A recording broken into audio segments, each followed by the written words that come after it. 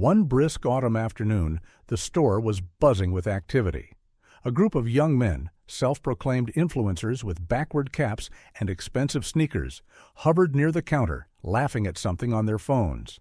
Their laughter turned to scoffing when the door creaked open and an old man shuffled inside. He wore a weathered brown jacket, a dusty cowboy hat pulled low over his face, and a pair of well-worn boots that had seen better days. His gait was slow, deliberate, as if every step carried the weight of 1,000 memories.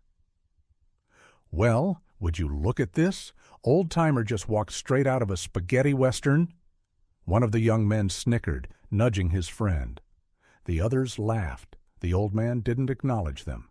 He simply made his way toward the aisle of tools, running a gloved hand over the hammers, wrenches, and utility knives as if searching for something familiar. "Hey, Grandpa, you lose your horse outside?" Another voice chimed in, followed by another round of chuckles. Still, the old man said nothing. The store owner, Joe, who had been polishing the counter, narrowed his eyes. He recognized that face. He had seen it 1,000 times before, on posters, in movies, in history itself. But before he could say anything, one of the boys pulled out his phone and started recording. "This is gold, man. Wild West Grandpa goes shopping for tools. Maybe he's looking for a new holster. Hey, old man, you need a hand picking out a lasso?" And then it happened. The old man finally looked up. His eyes, a piercing steel blue, locked onto the group with a gaze so intense, so commanding, that it silenced the entire store in an instant. The laughter died in their throats. The smirks vanished, because in that moment recognition dawned. "No way," one of them whispered, lowering his phone. The old man smirked, just the faintest twitch of his lips. "What's the matter, kid? Cat got your tongue?" His voice was unmistakable, low, gravelly, like a storm rolling in over the desert. The kind of voice that had uttered some of the most legendary lines in cinema history. The realization spread like wildfire.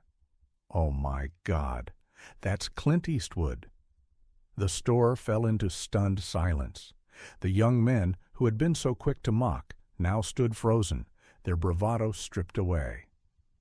Clint Eastwood, legendary actor, director, cultural icon, was standing right in front of them.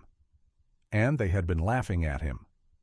Joe leaned against the counter with a knowing grin. "Boys, you just made the biggest mistake of your lives." One of them stammered, "Mr. Eastwood, sir, we—" Clint held up a hand, stopping him mid-sentence. He stepped closer, eyes still locked on the group. "You boys think it's funny to mock an old man? Think someone's worth is measured by how young they look or how fast they move?" His voice was calm, but there was an edge to it, a weight that carried decades of experience. They shifted uncomfortably. One of them gulped. We didn't know it was you."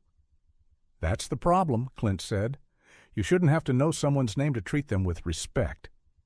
The lesson hit harder than any movie punch.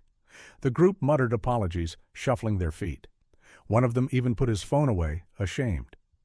Clint gave a small nod, then turned back to the shelf, grabbing a wrench and heading toward the counter.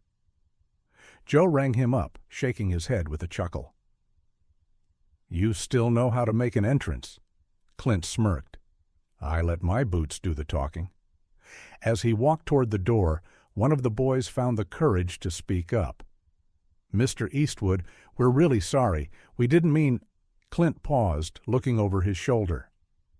"Lesson learned, kid. Just remember, respect isn't about who someone is. It's about who you are." With that, he pushed the door open and stepped out into the autumn sun, leaving behind a group of humbled young men who would never forget the day they laughed at an old man in the store, until they found out he was Clint Eastwood.